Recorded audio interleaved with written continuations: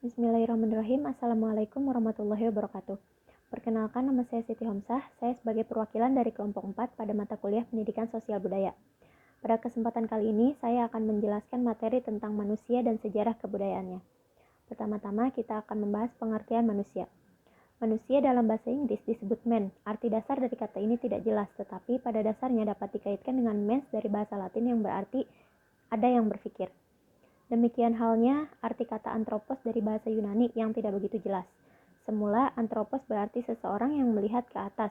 Sekarang kata ini dipakai untuk mengartikan wajah manusia. Dan akhirnya homo bahasa Latin yang artinya orang yang dilahirkan di atas bumi. Pada dasarnya manusia adalah makhluk individu yang merupakan bagian dan unit terkecil dari kehidupan sosial. Atau manusia disebut juga sebagai makhluk sosial yang membentuk suatu kehidupan masyarakat. Manusia merupakan kumpulan dari berbagai individu. Menurut Kodratnya, manusia selain sebagai makhluk individu, mereka juga merupakan makhluk sosial. Makhluk sosial adalah makhluk yang terdapat dalam beragam aktivitas dan lingkungan sosial. Manusia dapat dikatakan makhluk sosial karena pada dirinya terdapat dorongan untuk berhubungan atau berinteraksi dengan orang lain, di mana terdapat kebutuhan untuk berteman dengan orang lain yang sering didasari atas kesamaan ciri atau kepentingan masing-masing.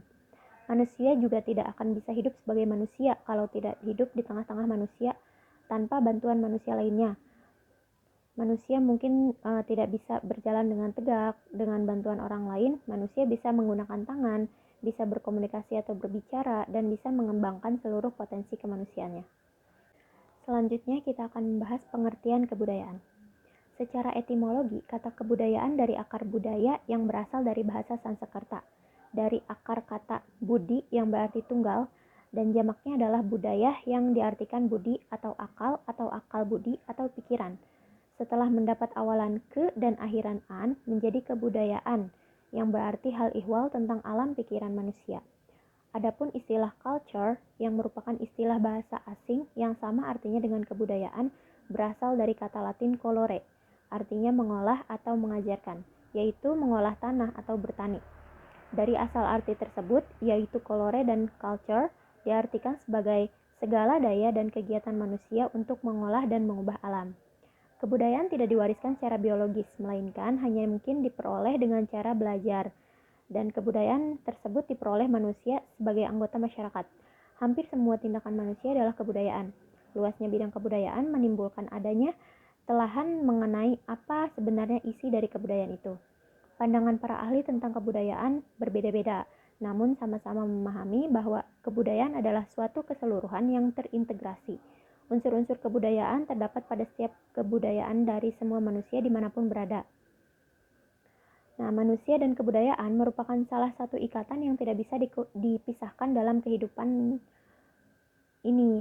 Manusia sebagai makhluk Tuhan yang paling sempurna menciptakan kebudayaan mereka sendiri dan melestarikannya secara turun-temurun.